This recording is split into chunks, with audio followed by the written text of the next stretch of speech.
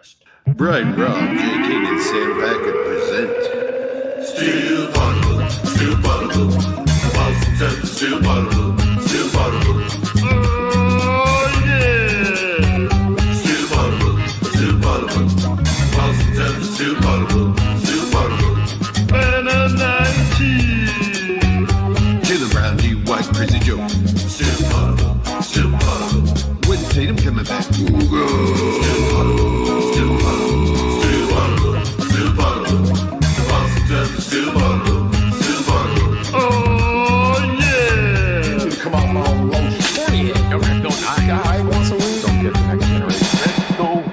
Let's go, your family Celtics. Let's go, baby. Let's go. Your family Celtics. Let's go. Let's go, baby! Welcome back to Still Potable, the best Celtics podcast here on Al Gore's Internet, your home for full optionality. I am Sam Jam Packard. He is Jay King from The Athletic. He is Brian Robb from MassLive.com. Together, when our powers combine, we are Still Potable, a Monday through Friday Boston Celtics podcast here for you on Patreon. Every episode ad-free, patreon.com/stillpotable. We're also here for you 2 days a week on the CLNS Media Network. That means we're brought to you today by Prize Picks. Use promo code CLNS. You'll get $150 in lineups after you win your first $5 lineup. And what are we, the Power Rangers? I am pumped and jacked. No, that's Captain Planet, buddy. That is Captain Planet. Earth, water, wind, fire, heart. Go Planet. That was a great show. It was a great show. Watched all sorts of that show. Ted Turner created it to support environmentalism back in the old 80s. We're here. He was trying to brainwash kids to support the environment. It's exactly what he did, and it worked because now when your no, powers I thought that was the Power Rangers, so it didn't work on me. Well, yeah, but you don't care about the environment. Me and B-Rob, we love the environment because I'm unbrainwashable. Because you didn't watch the show. It's just because you didn't. No, I watched the show. I watched it. Oh, that's a retention error on your part. Maybe your brain is too thick to be penetrated by the Captain Planet airwaves. No, nothing. Okay, we're here to talk about the Boston Celtics schedule. All 82, folks, right in front of us. We got drips, we got drabs over the past couple of days, but now we got all 82. I'm jealous of your printout, Packard. I love that. Oh, that's one of the benefits of working for a government office. You can print anything you want. I never once think about printing. I couldn't get it in color, though, but I did print it out, and I went through game by game. Celtics, I haven't I was going to say penciled in, but no, it's in pen. 55 and 27 for this year. But that's just my first take, Jay. I don't know if you had any, hot takes, reactions to the Celtics release. Other than I have my own hot take. I'm just mad they always play on Super Bowl Sunday, mostly. I didn't even check that. Yet another year. Toronto, 1 p.m. When the Celtics play before the Super Bowl. Nobody plays before the Super Bowl. That Sunday is always like as quiet as it gets in the NBA, and the Celtics always play on that day. Also Valentine's Just Day. Let me live. Let me live. Your wife's in for a doozy on that day. Yeah, it's a double whammy. Yeah, it's kind of crazy. Valentine's Day. Super Bowl Sunday falls on Valentine's Day. That's kind of messed up for the American relationships. It makes you choose between love and football. And no one should have to choose between those things. A true Valentine would celebrate Super Bowl Sunday with with some guacamole in a heart-shaped bowl. And they certainly shouldn't make me choose between work and football on that day. Most of the time I would choose work all the time. But you don't. One game's at 1, one game's at 6. Super Bowl Sunday. What time do you think I work until on a normal day, Packer? It's not like the game ends and we're out of there. Oh, you have to wait around for Jason Tatum, and then you're not even writing game stories. Just prepare for some bad articles. Just prepare for bad articles that day. That's just the Super Bowl stinks. The Super Bowl's overrated. A lot of hype for a boring football game. I'm past the Super Bowl. You're a non-football guy. You're one of those weirdos. Guy. That's not football. That's the original football. Let's dive into some of the logistics of this schedule. Some crazy road trips in there, some crazy homestands. How did actual football get called football, though? Like American football? Yeah, were they just trying to steal the name? Were they just like, you know what, we're America, we can steal your name from the most popular game if we want to? Because that'd be pretty cool. I know soccer was invented by the British because it was originally called association football, and then association football, then it got slowed down to soccer, and then soccer, and then the British abandoned the name. But I don't know how American football became American football. Yeah, it just seems weird to me. I think there are very few plays that involve using a foot. Well, it's all got to do with the 19th century split where Victorian football branched into formal codes, association football, soccer, or rugby football, which involved carrying the ball. And so we picked up rugby football here in America. No, we created our own sport, which is football. No, it's pretty much just rugby with more rules. It's pretty just nerdier rugby. I disagree. Well, I'm a little general, and I can move my pieces on the field. It's just playing the game Risk. It's ridiculous. Get a real sport. I shouldn't antagonize our fans who are probably football fans. Antagonizing football is wild. Football is just great.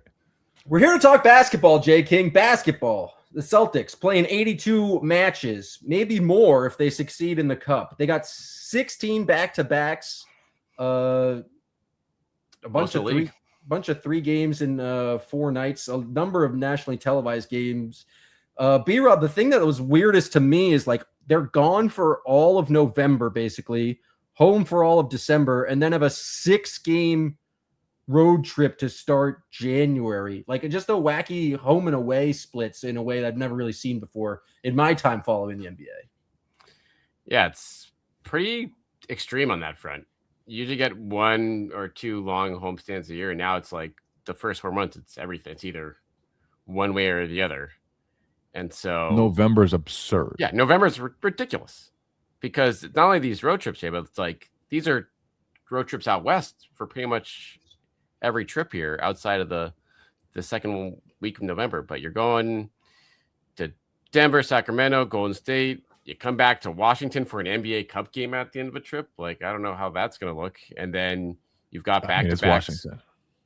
Yeah, and then you got back-to-backs against San Antonio, Dallas, and Orlando, Houston. Like that's Orlando, Houston. That's not a, easy trip either. So it's going to lead to a lot of interesting questions out of the gate in terms of how they're going to manage this with guys like Paul George, even with Tatum. I mean, there's just a ton of games and a lot of really good games. So I imagine, he's not certainly going to be, he was playing back-to-backs last year already, but this is something where you're going to have to putting a lot of miles on the body out of the gate here. I have a question for you guys. I'm not sure I have the answer, but I know it's one that is being asked inside the Celtics organization. Should the Celtics take the regular season less seriously? Yes. I think every team in the NBA should take the regular season less seriously. The only goal is to make the top 6. Home court advantage doesn't matter anymore. It hasn't mattered the past 4 years. What are you really playing for? The ultimate goal at the end of the year is to be as healthy as possible. And ideally you'd be kind of gelling in the last 15 games. But if you're playing for home court or even the path, I think the top 6 teams in the Eastern Conference are all going to be pretty close. Maybe you can avoid get some matchup benefits if you're in a top 1 or 2 seed, but beyond that, it's hard to figure out exactly pressing for regular season position at this point. I don't know what it exactly gets you. I think it's a tougher sell this year, given how much better the Eastern Conference is going to be. I think getting into the top 6 in the East this year is not going to be something you can take the regular season lightly doing, given the quality of these teams that are there. So they did a good job at last. I think they managed everyone quite well last year on that front. Maybe, but Derek White played 77 games. Peyton Pritchard played 79. No, that's true. Jaylen Brown played 71. Sam Hauser 78. Nemi 76. Like, you can say they managed it well, but those guys played a ton of games. No one got hurt in that group. To your point, yeah. Like, so I think guys like White, specifically like Pritchard, guys that have heavy usage, like heavy onus on them over the course of these games, then yeah, you could certainly, like, Derek White's a gamer, Pritchard's a gamer. They want to be out there. They're trying to be out there for 48 minutes, but they might reach a point in their career now where it's like, no, we're going to make you rest more. I think you can certainly make the case for that, given how both those guys played in the playoffs. Oh yeah, and I think Tatum should sit a lot, which is going to be a tough sell for him. Paul George will probably sit a lot no matter what. But yeah, I think like, and last year was kind of a unique, not unique, but an unusual situation where I do think some of their best players felt pressure to defy expectations. And like early in the season, Jaylen Brown, he injured his hammy in the preseason, right? And he talked about how the injury was affecting him very early in the season, but he played through it all because he kind of thought, all right, they need me to play through all this stuff.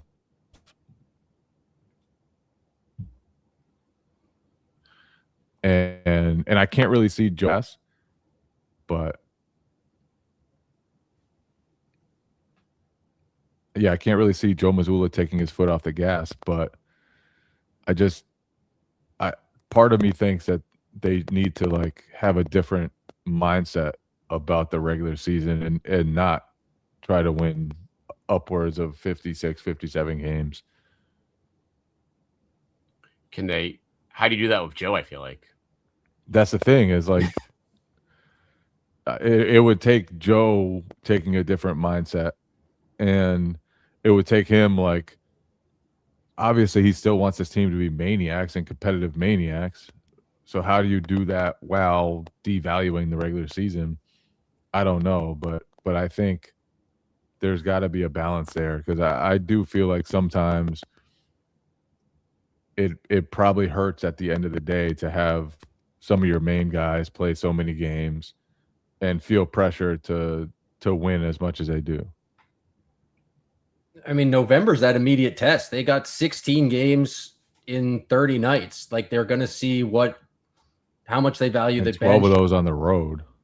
A lot of travel. Like, we saw them, Joe, use a bunch of the kind of the forwards, the wings, interchangeably. But is he willing to do that with Tatum? He feels like he's going to have to do it with Paul George. Like, who plays it? Are they going to really be relying on Mike Conley there to give Peyton Pritchard some minutes? I think they have depth, much better depth at the center position.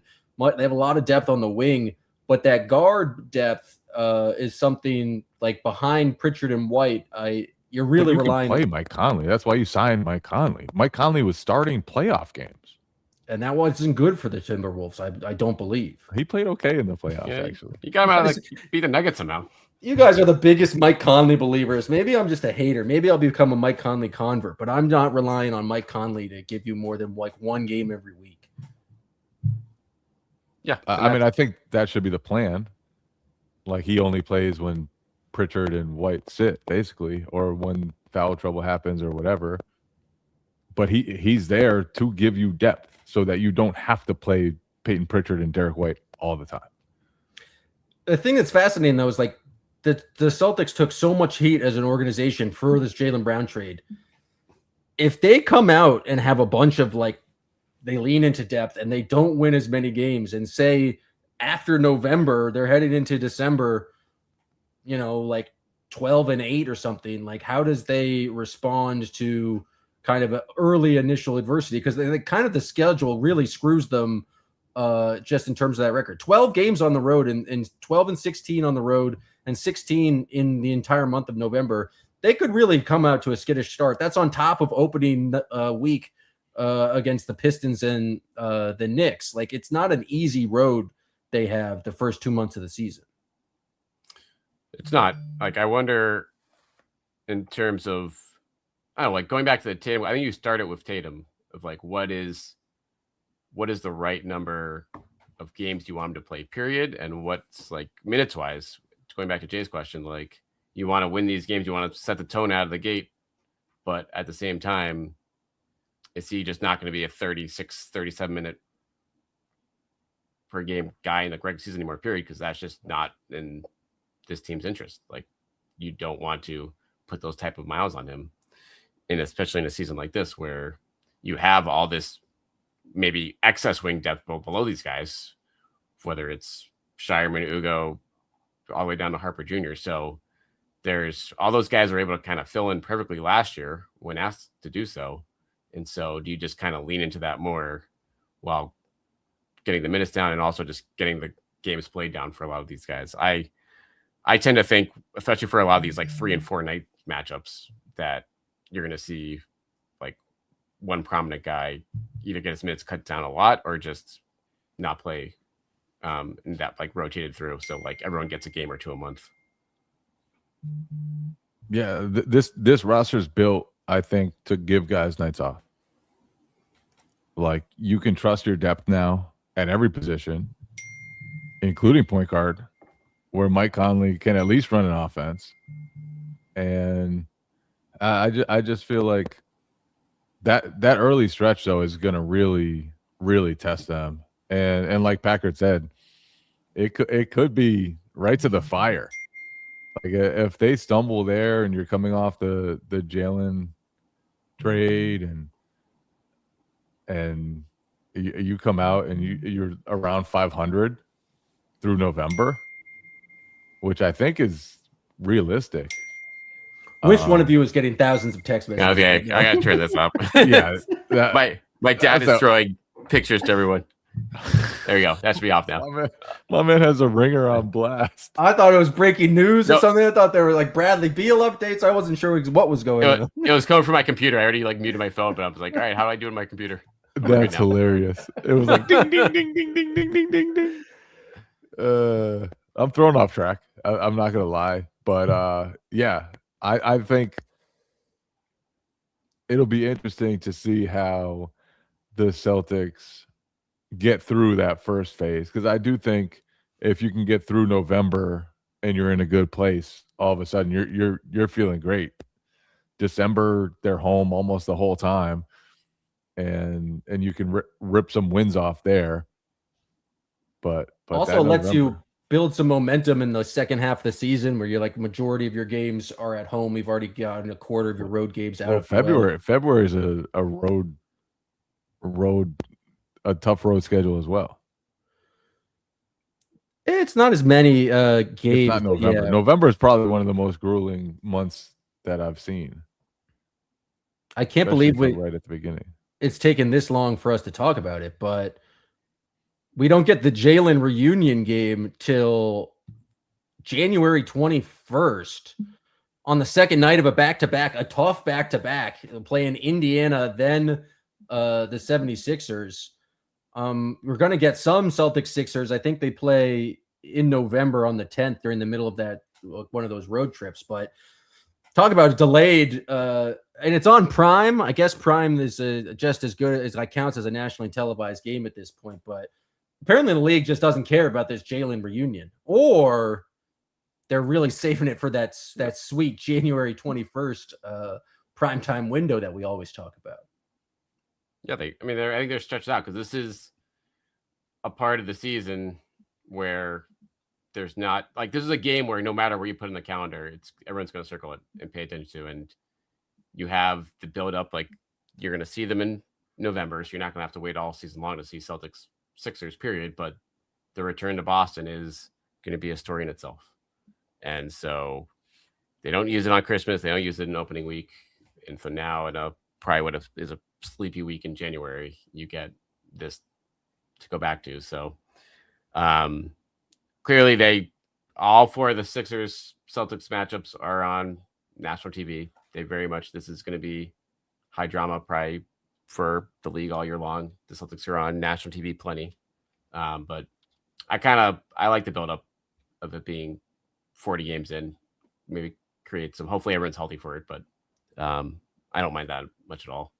It'd be wild if the Celtics it's like a second night of a back-to-back. They just like sit Tatum, Pritchard, White. It's not really worth it. We don't really care about Jalen at this point. We're about because they already played him, I believe, a couple times by that point. No, that'll be the second one. Oh, that's the second one. Yeah. They play him two more after that. And then in February and in March. 3 and 4 nights is stupid though for that game for the Celtics. Like what's the NBA schedulers doing? I hate that aspect of the NBA schedule when they don't prioritize the priority games the way they should. Like the Lakers Celtics game last year in what was LeBron's final game with the Lakers against the Celtics. And both teams are just in schedule hell. Nobody played. It was dumb. It was so dumb. You have to give both teams a day off before the marquee games.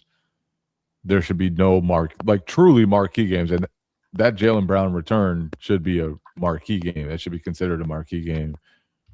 And having teams just tired and gassed is so dumb. This is never going to happen, but it has to be mentioned. There's just no reason to play 82 games. And they've played 82 games. I just looked it up since 1967 and 68. But there's no logical reason other than just that is the maximum amount of money we can get as owners. But there's an uneven schedule that you play every team in the Western Conference twice. You play your division 4 times.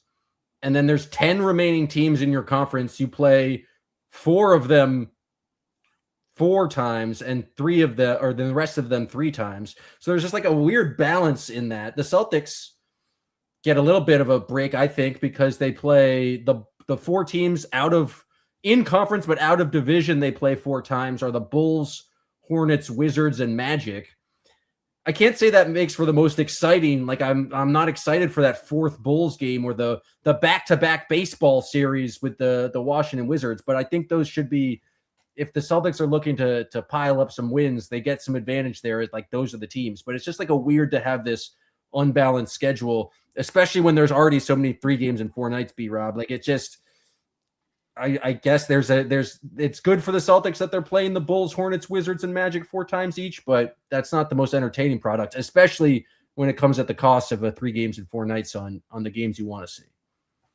Yeah, it's the combination of that with the NBA Cup making you jam it all into creates a month like November and even April where they finished with a ton of road games in the final 2 weeks of the season. So it's creating bizarre stretches. It's unfortunate, Packard. It's not going to change anytime soon. Someone's going to want to give back money. But what the next CBA discussion comes up in end of the decade, I guess. So, but if they're not going, no one's giving back money to this point. It's going to stay like this. But in my mind, you run the NBA Cup experiment as long as you do it. That's a money grab. But maybe I don't like how that stretch of the season kind of jams up everything even more in 82 and creates these 3 and 4 situations where you lose buzzworthy matchups like Celtics Sixers because guys need rest on 3 and 4 nights. All right, Jay, what's going to be the best game in this schedule? Non-Jaylen Brown return edition. That one's easy. February 28th. Kevin Garnett jersey retirement ceremony in Minnesota. Ooh. That's going to be awesome. Absolutely electric. What a decision by the Timberwolves to do it when they're playing the Celtics. I don't know whether that was purposeful. It's got to be. But that's pretty awesome that the Celtics will be there on that night. And I just think that's going to be a special, special night. Obviously, it's been a long time coming for Kevin Garnett and the Timberwolves to just kind of get back on the same page and get through all their, I guess, tough times that they had. And that now they've done it twice. like he finished his career there on the court, and then they kind of took a step away again. And now he's get going Taylor back out of there for the jersey retirement, and that's that's pretty awesome. So that's my pick. That's the night that I'll be looking forward to the most, at least. And Sam Cassell will be hopefully the master ceremonies. And he can do the big ball dance for everyone.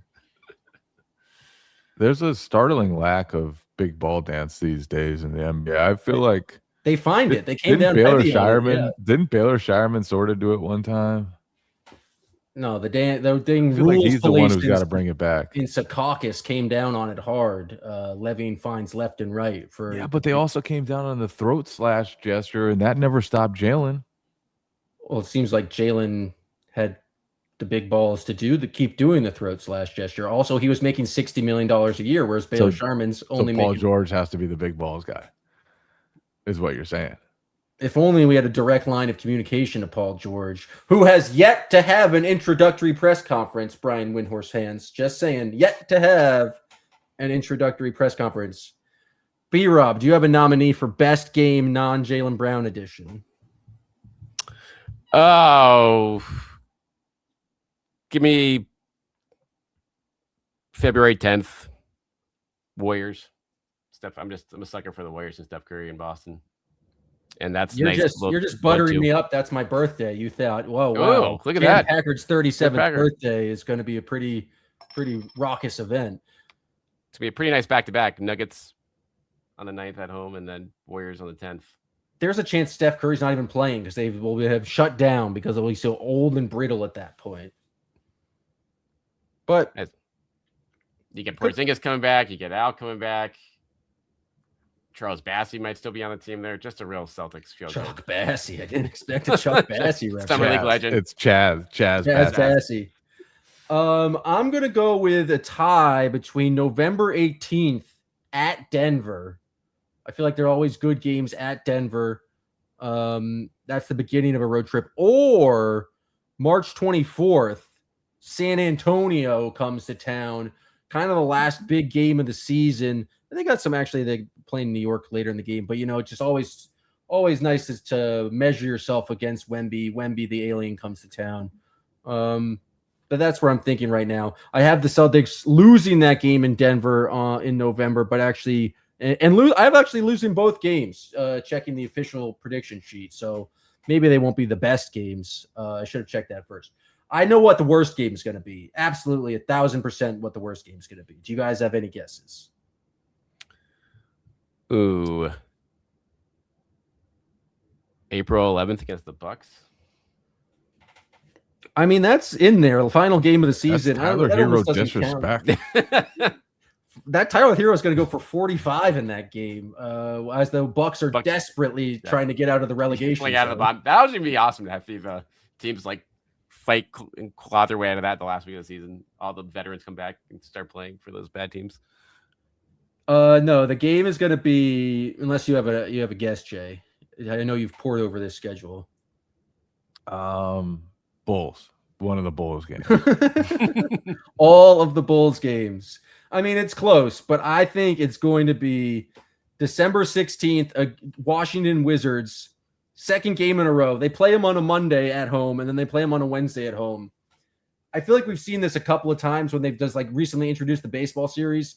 That second game can just get out of hand because the Celtics are going to kick just absolutely Wizards destroy. Are halfway decent these days. We don't know that. That's a hypothetical. But the Celtics are going to play destroy the Wizards in the first game and then just not take them seriously at all in the second game. And the Washington's going to have revenge, and the Celtics are going to lose by 25.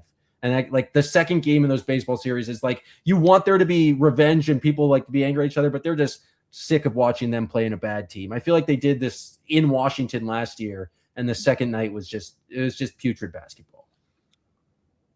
But the Orlando baseball series was good fun. Oh, well, that's Orlando. That's different. I'm talking about the Wizards. I feel like you can't get any buzz about the Wizards. Wizards are all right. AJ DeBonta? I mean, he makes his debut on Monday, and then it's a meaningless second debut on a Wednesday. It's loses second all the debut. I don't know how else to describe it. Debut runner-up. The penultimate debut, the denouement of debut. The debut. The denouement. I don't know how we top that, folks. That's going to do it for this episode. But we'll be back with a part 2 for all of you guys. If you want to listen to that part 2, go to our Patreon, patreon.com/stillpodable. Part 2 will be dropping Monday morning. We appreciate you guys tuning in. We are Monday through Friday, Boston Celtics podcast, the best one on Al Gore's internet. Make sure you subscribe. We appreciate you guys tuning in. And again, if you want more Celtics breakdown reactions, subscribe today, patreon.com/stillpodable. Still Potable, Boston, still Potable.